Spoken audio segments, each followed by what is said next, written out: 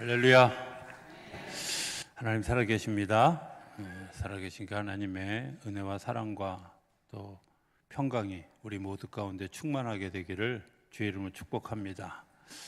오늘 우리 찬양대가 아주 신이 난 것 같아요, 그죠? 예, 신이 났다는 말이 사실은 어원이 이런 거거든요. 신이 우리 가운데 들어갔다. 그래서 신이 나는 거죠. 예, 못 알아들은 건 성령님이 우리 안에 들어오면 신이 나는 겁니다. 그래서 조크가 아니라 진짜로 신났다라는 말의 어원이 이제 그런 겁니다.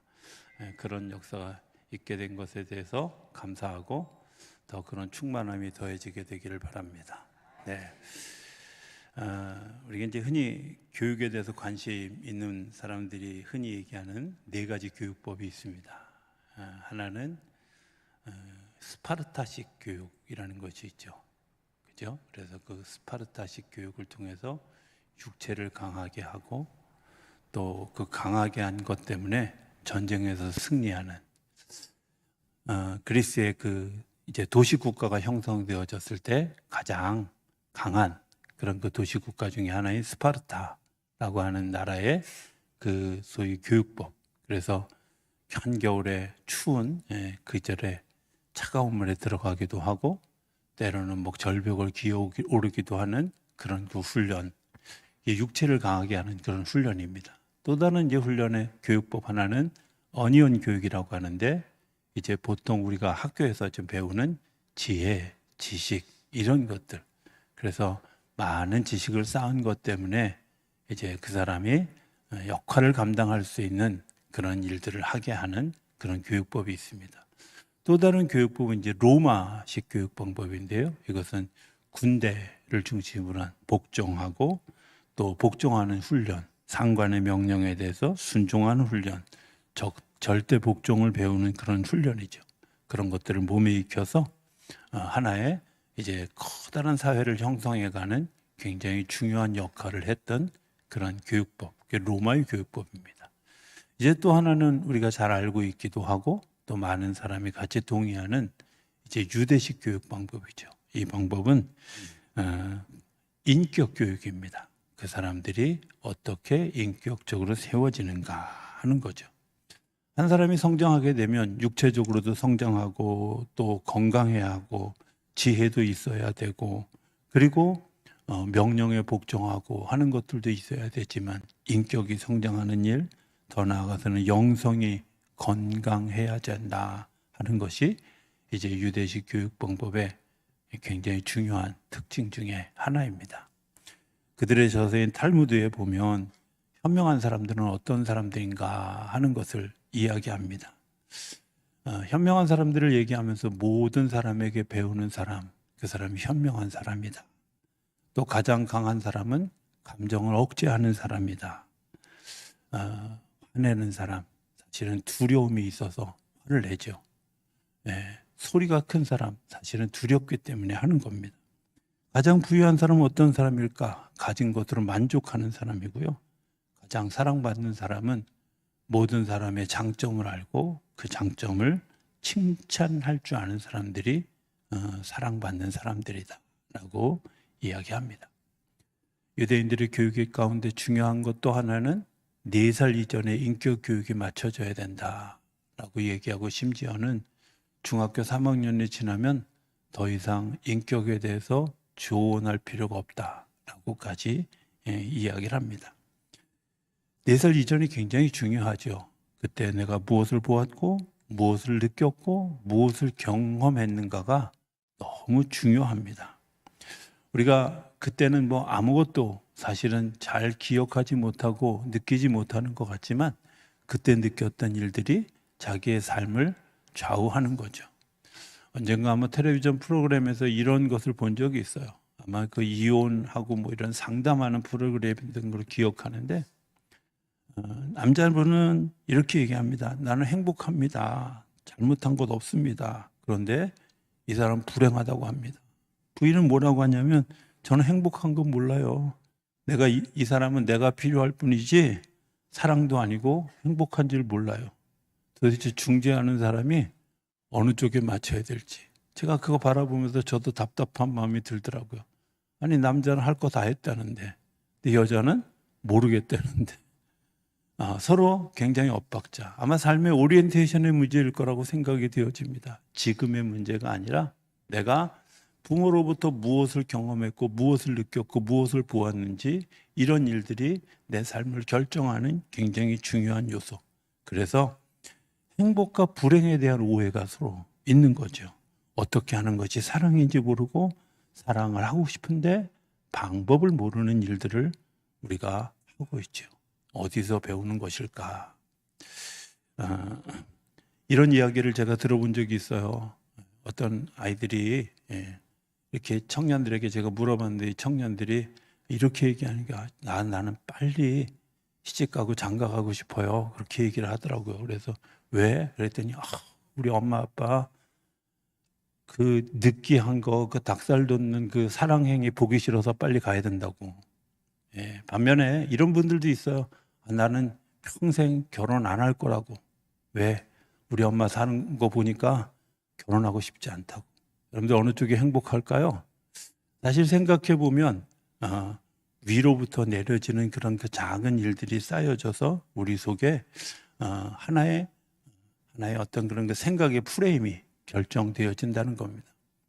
잠언을 보면 솔로몬이 이야기합니다. 그의 많은 지혜를 얘기하면서 솔로몬이 수시로 얘기하는 게 있는데 이 모든 지혜는 나의 아버지로부터, 어머니로부터 왔다는 겁니다. 내가 가지고 있는 지혜는 내가 가지고 있는 것이 아니라 부모로부터 주어진 것이라고 하는 사실을 이야기합니다. 오늘 우리 성경의 말씀은 긍휼을 배우는 자의 복을 이야기합니다. 긍휼. 우리가 이제 사랑을 얘기하면서 사랑을 세 가지로 얘기하죠. 하나는 나보다 높은 사람에게 대하는 사랑, 소위 존경하는 것, 부모를 공경하는 것, 하나님을 경외하는 것, 이런 사랑을 얘기합니다. 두 번째 사랑은 친구 간의 사랑이죠. 나와 같은 위치에서 동등하게 대하는, 그래서 친하다, 친애하다, 뭐 이런 뜻을 가진 사랑이 있어요.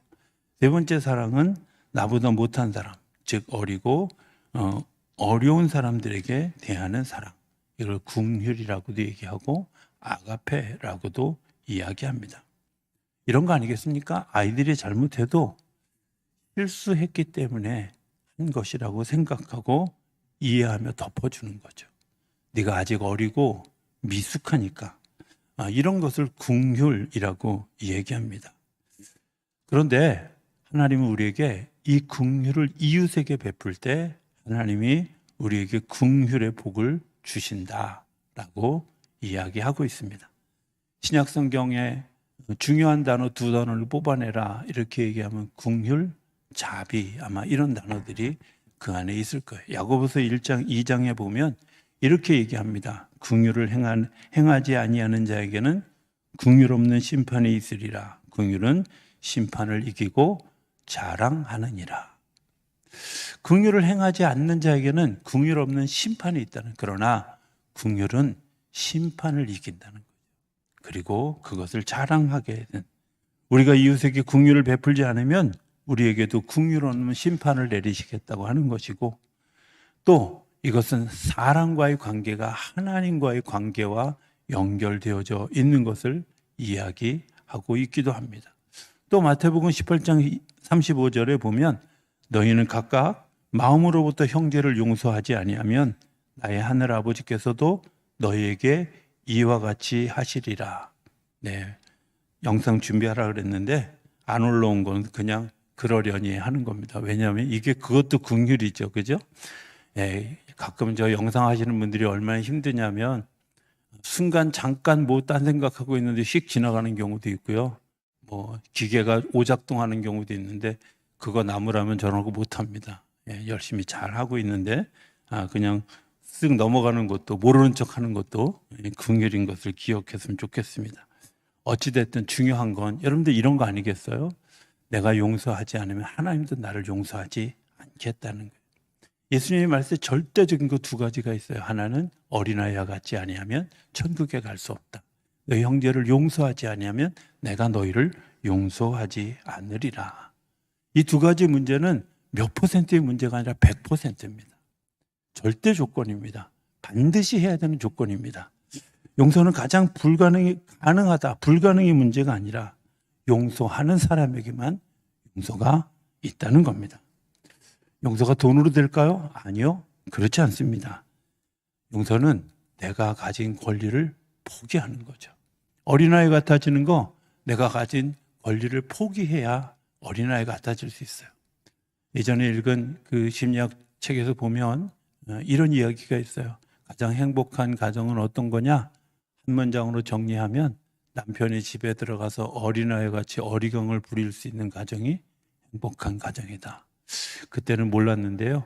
요즘 조금 이해가 가는 것 같아요. 그냥 들을 게 있는 사람은 알아서 들으세요. 내가 가진 권리를 포기하지 않으면 어린아이 같아질 수도 없고 용서도 불가능하다는 사실입니다. 주기도문에도 우리에게 분명히 얘기하죠. 사람에게 용서한 만큼 하나님께서도 나를 용서해 주십시오 라는 조건부 기도예요. 용서하지 않으면 용서할 수 없다. 다른 일에는 제한도 있고 한계도 있고 또 여지도 있지만 용서만은 제한도 한계도 여지도 없다는 겁니다. 내가 남을 용서하지 못했으면 하나님께 용서를 구할 수도 없는 겁니다. 용서에 대해서만은 완전해야 되죠. 혹시 누군가와 원수 맺은 일이 있습니까? 그를 미워하고 원망하는 나는 하나님의 은혜도 없는 것을 기억하셔야 됩니다. 아무리 열심히 기도하고 열심히 노력을 한다 할지라도 내가 베풀지 않은 긍휼을 하나님께 받을 수 없다는 거죠. 그럼 도대체 긍휼이 뭘까? 이런 생각을 할 수 있겠죠. 긍휼이라는 건 원문의 뜻은 이렇습니다. 그 사람의 피부 깊숙이 들어가서 그의 입장에서 이해하는 것을 의미하는 겁니다. 그의 생각, 경험, 감정 속에 동참하면서 사랑하여야 긍휼이라는 겁니다. 우리는 흔히 생각할 때 사람의 생각, 경험, 그의 삶 이런 것들을 이해하지 못하고 판단하고 바라볼 때가 있죠. 영어 성경에 보면 이렇게 identification with him, 다시 얘기하면 자기의 아이덴티티와 그 사람의 그 삶의 정황과 같은 입장에 놓고 그와 같이 있다는 사실을 이야기하는 걸, 이걸 긍휼이라고 이야기하는 거예요. 그러니까 내가 가지고 있는 그런 그 모습과 상대방의 모습이 동등됨을 내가 높은 자리에서 판단하는 게 아니라 때로는 낮은 자리에서 동등한 자리에서 같은 처지에서 같은 상황에서 함께 체험하는 것을 이야기하는 거죠. 우리가 어린아이들을 용서할 수 있었던 거 그런 거 아닐까요? 제가 아이들을 키우면서 저 녀석이 좀 이럴 때 이랬으면 좋겠다 하고 이제 생각하고 때로는 뭐 좀 싫은 소리도 하고 때로는 제가 마음의 불편함을 가지고 있을 때 가끔씩 들려주셨던 하나님의 음성이 있어요. 이런 거예요. 너는 그 나이 때 그랬냐? 이런 거죠. 너는 그 나이 때 그랬냐? 제가 생각해 보면 맞아. 내가 그 나이 때 가끔은 제가 이렇게 차를 타고 지나다니면서 아이들이 이렇게 뭐 초등학교 애들이 가방 들고 막 이렇게 돌아다니는 거 보면 내가 저 나이 때는 어땠을까? 어떤 생각을 했을까? 어떤 마음을 가졌을까? 중학생들 막 그냥 모여서 이렇게 옹기종기 모여서 다니는 것을 보면 나는 중학교 때 어땠을까? 생각해 보면 그런 마음을 가지면 아이들의 행동이 이해되고 용서되어질 수 있는 거죠. 사실 용서한다는 것, 긍휼을 가진다는 것 쉬운 일은 아닙니다. 생각해 보면 팔복은 크게 두 타임으로 나눠져 있습니다. 지난주까지 우리 같이 했던 묵상, 가난한 자는 또 그 우는 자는 이런 사람들, 이런 내용은 다 내부적인 겁니다. 내적인 겁니다. 오늘부터 시작하는 긍휼히 여기는 자와 의를 위해 핍박을 받는 자는 이제 외적으로 나타나는 현상을 얘기합니다. 여러분 생각해 보면 내 안에서 내적으로 열매 맺어지지 않는데 외적으로 뭔가 새로운 일들이 일어날 것이다 착각 안 했으면 좋겠습니다. 내 안에 있지 않은 것은 절대 밖으로 드러나지 않습니다. 내 안에 있는 것만 드러납니다. 내가 심령이 가난한 복을 누리고 심령이 가난한 자가 누렸던 하나님의 나라를 본 사람이 비로소 뭘 보게 하느냐? 궁술한 마음을 가지게 한다는 거죠.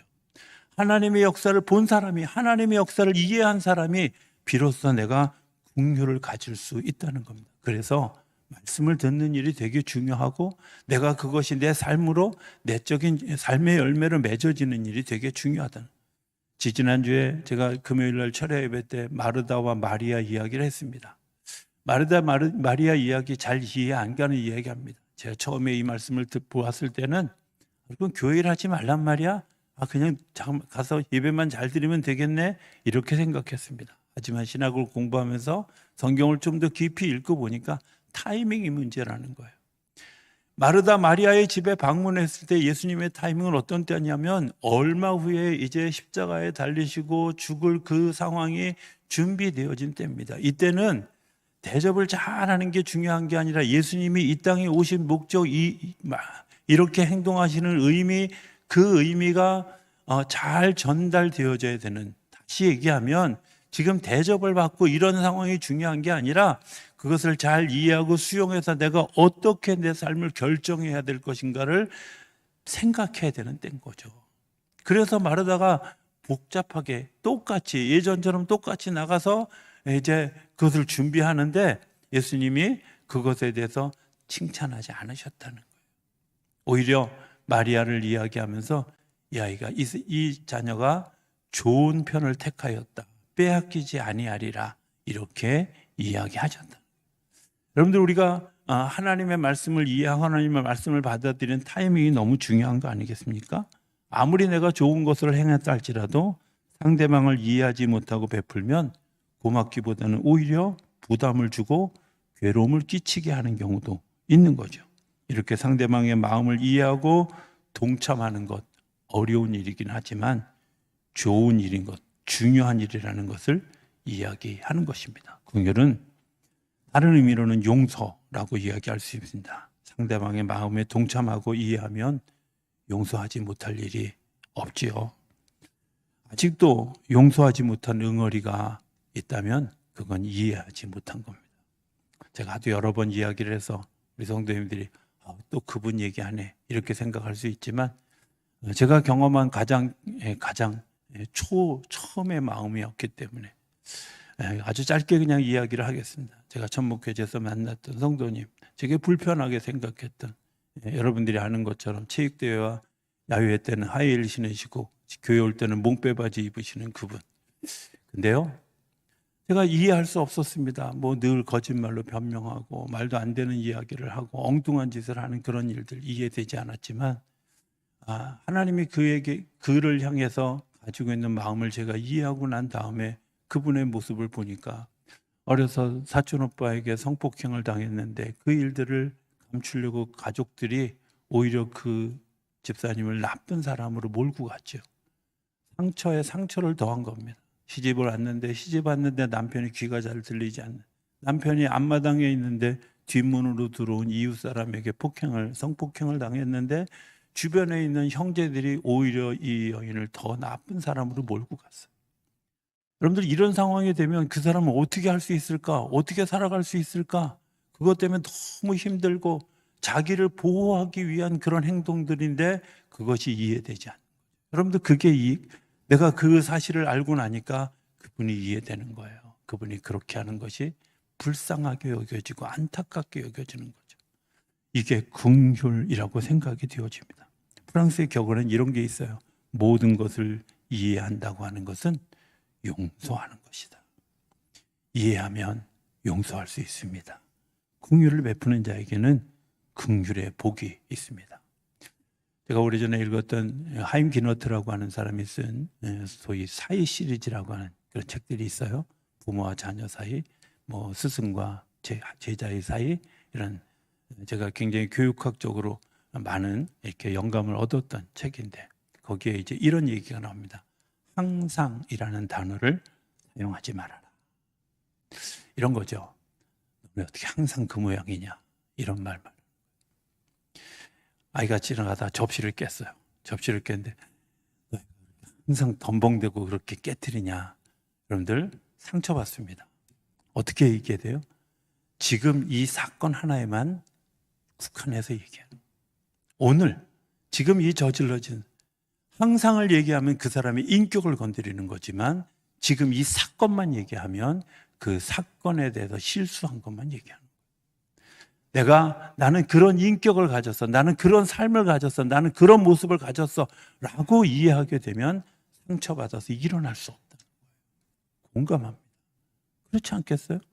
우리는 너무 쉽게 그 사람은 항상 그래, 그 사람은 항상 그런 모습이야, 그 사람은 항상 그렇게 살아. 아니요, 죄송하지만 인격 모독입니다. 명예훼손죄에 걸릴지도 모릅니다. 잘 생각하셔야 돼요. 그 사건, 그 하나하나를 서로 잘 나누어서 이해해야 된다. 심지어 그 책은 칭찬하는 것도 그렇게 얘기합니다. 칭찬하는 것도 아이들이 청소를 깨끗하게 해놓으면 야, 넌 참 착하다. 청소도 이렇게 잘해. 잘했어. 이렇게 얘기하면 아이들이 속으로 그런답니다. 어쩌다 한 번 한 겁니다. 여러분들, 어쩌다 한 번 했다는 이 말 속에는 어떤 반발이 있냐면 나는 그렇게 착하지 않아요. 못된 아이인데요. 여러분들, 오히려 칭찬이 자기의 삶을 반대로 역류시키는 어려운 결과를 초래하게 된다는 겁니다. 항상이라는 단어 사용하지 말아야 된다 하는 것 기억했으면 좋겠습니다. 때로는요, 묵인하고 모르는 척하는 기술 필요해요. 실수할 때마다 그거 다 꼬집어가지고 하면요, 질식사예요. 숨쉬기 어려워요. 기억하셨으면 좋겠습니다. 용서 중에 용서, 긍휼 중에 긍휼은 예수님이 이 땅에 육신을 입고 오신 것이죠. 저 이런 생각을 해봅니다. 예수님이 먼 위치에서 높은 자리에서 우리를 비판하려고 오신 것이 아니라는 겁니다. 긍휼한 마음을 가졌기 때문에 이 땅에 오신 거죠. 이걸 잘 설명해 주는 이야기 하나를 좀 제가 나눠보길 원하는데, 제가 우리 신학교 다닐 때 학교에서 이제 단체로 신학생들 전체 영화 관람을 했습니다. 제목은 성 프란시스의 이야기였어요. 영화의 장면 중에 이런 장면이 나와요.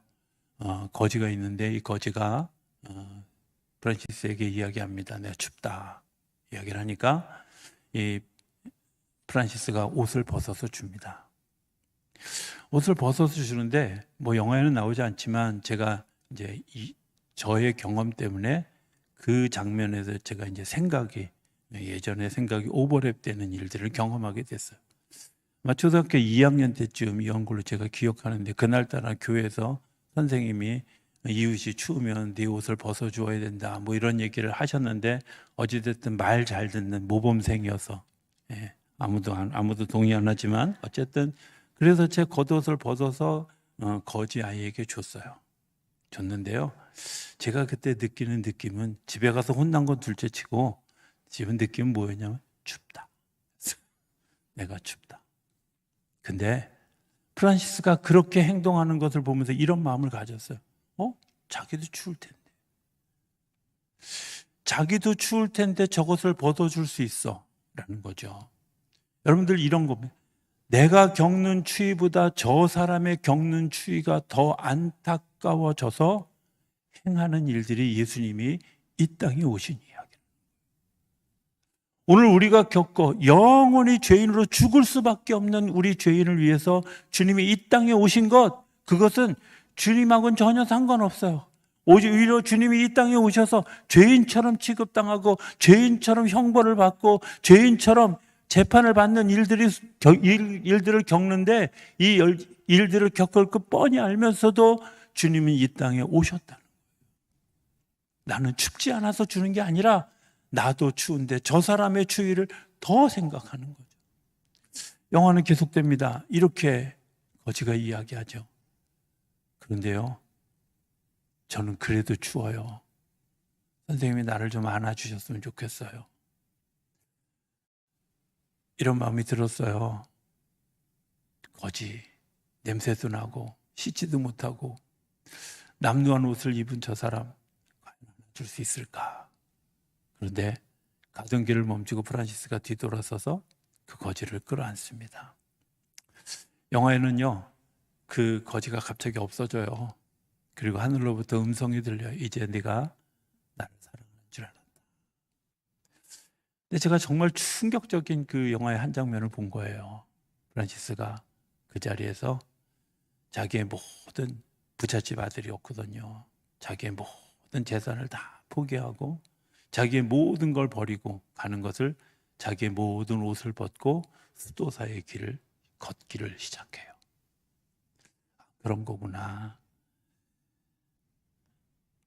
상대방의 필요를 내 아픔보다 더 소중하게 여기는 것. 제가 그날 일기에 이렇게 썼어요. 긍휼은 뒤로 미루는 마음이야. 지금 여기 here and now 즉각적으로 반응하는 것이다 라고 썼던 기억이 있어요. 용서가 우리에게 어떤 의미를 줄까 생각해 보면 하나님 마음으로 돌아가는 것입니다. 제가 우리 교회 와서 첫 사순절 맞았을 때 우리 읽었던 독서 기억하시죠? 네, 감사합니다. 이제 내년에 또 한 번 읽어야 되겠네. 예수라면 어떻게 할 것인가 라는 거죠. 그죠? 여러분들 그런 거 아니겠어요? 예수님이라면 이 상황을 어떻게 할 것인가? 찾아오는 손님을 어떻게 대할 것인가? 그 사람을 어떻게 대할 것인가? 또 긍휼을 베푸는 그런 일들은 어떻게 할 것인가? 우리가 한번 생각해 보면 하나님의 마음을 닮아갈 수 있다고 생각합니다. 두 번째는 내 공로로 내가 구원받을 수 없는 죄인임을 인정하게 된다. 그럼 생각해 보면 내 공로가 아니라 하나님의 긍휼로 구원받았습니다. 나는 내 의지로는 절대 구원받을 만한 인물도 아니고 그럴 수 있는 상황도 아닙니다. 구원의 문제는 전적으로 주님의 손에 달려 있습니다. 왜? 내가 죄인이기 때문에. 끊임없이 의심하고 끊임없이 미워하고 끊임없이 분노하고 끊임없이 우리 속에 죄를 짓는, 하루에도 몇 번씩 죄에 대한 그런 그 감각이 우리 안에서 끊임없이 살아 움직이는데 내가 과연 구원받을 수 있을까? 생각해 보면 나는 구원받을 수 없는 죄인인 것을 용서가 주는 그 사랑 때문에 알게 된다는 겁니다. 세 번째는 긍휼을 힘입어서 그 긍휼 속에서 살아가라는 의미가 있습니다. 여러분들 처음 내가 긍휼을 베푸는 그 순간부터 시작하면 긍휼이 우리 안에서 자라갑니다. 첫 발을 내디면 그 내디딤의 가속도가 붙어 더 풍성한 삶의 열매를 맺게 되지만 그것이 내가 오늘 삶에서부터 시작하지 않으면 그런 일들이 일어나지 않는다는 거죠. 긍휼을 베푸는 사람들이 여기는 복이 있습니다. 첫째는 내적으로 복이 옵니다. 잠언 11장 17절에 보면 이렇게 얘기합니다. 인자한 자는 자기의 영혼을 이롭게 하고 잔인한 자는 자기의 몸을 해롭게 한다고.